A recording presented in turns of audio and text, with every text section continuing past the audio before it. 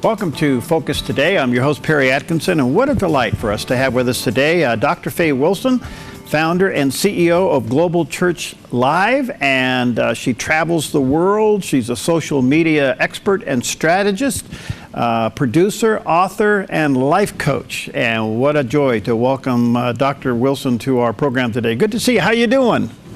Excellent. How are you, Perry? Fine, thank you. Where are we Skyping you in from?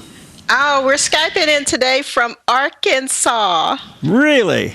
Yes, really. I'm in Arkansas. Isn't that where Noah stood on the bow of the boat and on the ark and he saw? I think that's pretty close. Well, listen, you are concerned that we are too wrapped up in this digital technology. You know what? I have to agree with you. You're preaching to the choir here with me, but others are really hooked on it. And I have to admit, at times I am too. How big of a problem is this? It's a major problem. A Bloomberg reports that about 8 trillion texts are sent annually. And when we consider that many people are texting instead of having conversations, we're losing our ability to communicate one-on-one. And we've substituted technology. All right. What's it doing to our brains? We're all having a brain freeze. We're wondering why our children have problems hearing and that we have to repeat ourselves so often because they're not tuned in to slow talking. They're more geared toward the rapid movement of games and the rapid movement of text. Have you ever seen a child text? I mean, the way their fingers move is absolutely incredible. If we would put make those fingers legs, they would absolutely be an Olympian. But they are so good at it because we have a tech generation that does not understand what it really means to be hugged and loved and have that human touch that God intended for us to have from the very beginning. Technology is great. It is because of technology that we're here today. That I'm over here in Noah's land and you're where you are. But anything that's abused, abnormal use is abuse. And we see the abuse of it. We see relationships that are compromised because of technology. We've seen over the years, the past couple of decades, that especially the last decade, a lot of talk shows have emerged with the conversation about online dating and pornography and how it has disrupted the home. But it hasn't stopped there. It has gone across the channels in every area of our lives. So we're seeing people not only create relationships online, but they also are destroying relationships online. Okay. I don't think we know how addictive it is until we try to restrict it or perhaps even fast from it. I think, wouldn't that be an indication how addicted we are? Absolutely. Absolutely. One of my recommendations to people has been, if you can't fast it, not even for a day, you are addicted. And when you see the tantrums that kids throw because the parents take their cell phones for a day, you know that there's a problem. I have in the past turned around and did a U-turn, and still I will today. Depends upon where I'm going. But locally, I decided that I'm not carrying my phone just so that I could break some of that addiction that I had. I realized that it was a problem in myself. And then I realized people were texting me happy birthday who had known me for 30 years, that it didn't make sense. Yeah. I walk into a restaurant, Perry, go into a restaurant and see how many people are really having conversations. Yeah. Well, I agree with you. The other thing that's concerning me is the stimulation on the brain itself. Are we overstimulated? We are overstimulated in some cases. Then in some cases, I think it's dulling our common sense. That we are not using the common sense that Mama taught us, being polite. We're talking in public and we're talking in lines. Now we're not even private about our conversations anymore. It's as though we don't care who overhears us having these personal, very private conversations. And we become the cell phone has now become an appendage. It's part of who we are. And I think if we don't really bring an awareness to this, that we are going to be in a whole lot of trouble as people, as human beings, because we're always reaching out to bring people to Christ. That's our entire motive for everything we do, is to draw people to Him. And in doing that, we have to learn how to use technology for the glory of God. We have to learn how to make sure that our messages are seasoned with grace. And there are times that you have to text. My 20-teen nieces and nephews taught me how to text a few years ago. My sister had passed away. They were in college. And they said, well, Aunt Faye, you just have to text me. So text you.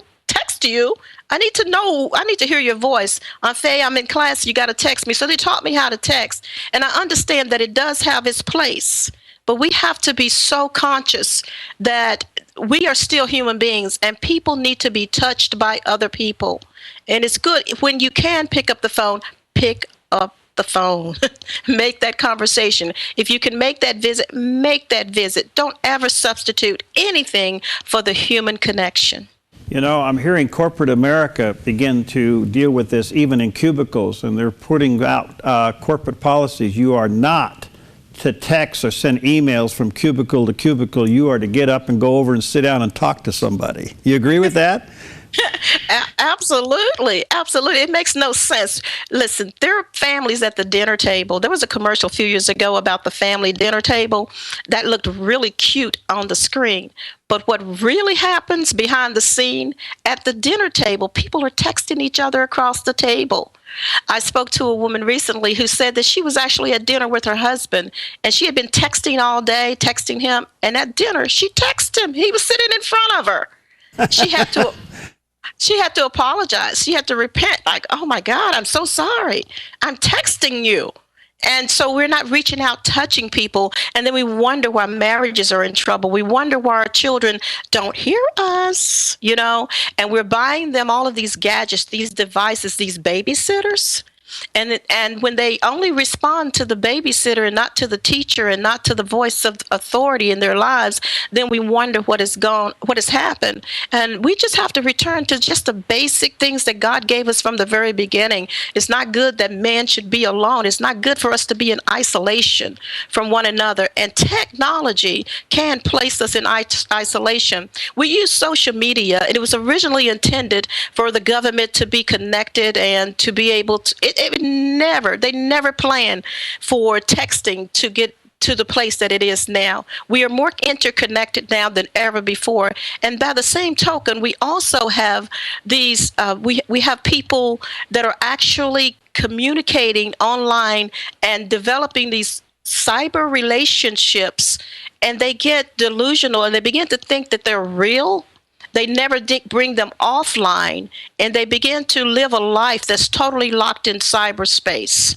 I don't know if you remember, but there was a study done a few years ago in Texas where a gentleman was placed into an empty house, and they wanted to see if he could actually live, or he wanted to see if he could actually live an entire year without ever going outside of the house, if he could live from cyberspace. And he actually succeeded. He actually met a woman online. Everything he needed was delivered right to his door.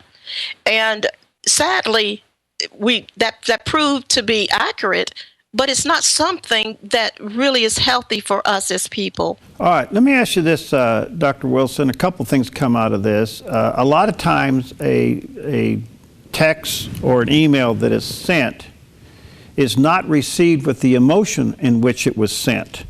And therein lies probably the biggest problem. Absolutely. When you're in front of me, I can see your expression. I can feel your spirit. I understand where you're coming from. I'm able to interject. I'm able to ask questions and probe a little more. But if I'm breaking up with you in a text, bye, people are getting a Dear John text or Dear Jane text. And so there's no human feeling. So it becomes very cold. And as is the nature of the thing, if you will, or as is the tech of the thing, so we become more mechanical than feeling and emotional creatures. We begin to respond just like the machine. Let me squeeze in one more question here, Dr. Wilson. By the way, do you have a website, or how people connect with you? Actually, it's drfaye.com. drfaye.com. That's F-A-Y-E. All right. Now, here's the biggest issue. Are we treating God this way? Are we being still? And no, I mean, we're trying to treat God as a text. Yeah, absolutely. Absolutely. When people shorten things to OMG, PTL, or, all of these, they're trying to put everything into this tech box. And as we treat each other, as a man thinketh in his heart, so is he. If I feel that I can just have this text relationship with you, that I'm feeling the same way toward God, because this is my world. I built a world around technology. So it's like, text the prayer, text this, text it, which is nothing wrong with that. I totally agree. If you need prayer, you text it to get through. But the idea of making God something that's mechanical and something that's unfeeling and no emotions, I think is very sad. And when we lose the human touch, we also lose the touch with God, because we are created in His image. And without that feeling and that emotion of love and compassion and mercy, we don't have the God connection either. So that is my quest in being technologically aware of this addiction, is to bring people back to the point that we can really have dinner with the family again and actually know what's going on with your kid, actually know what's going on in your child's mind. Yeah. That's wonderful. Well, listen, I want to get you back. This is a big conversation and a big topic, Yes. and I think you have really touched on a nerve. I've often suggested a technological fast, and I have to tell you, it hasn't been easy for me. I mean, I'm the head of a pretty active ministry, but I have done it myself, and just doing it lets you know how you're addicted. Absolutely. Yeah. You're a joy. Thank you. Again, drfaye.com? Yes, that's it. Thank you. Let's hook up again soon, okay? And we'll have to use technology, but we'll do it. We'll do it. We're using it for the glory of God. You bet. Thank you, Dr. Faye. Good to see you. Thank you, Okay, Perry. we'll be right back.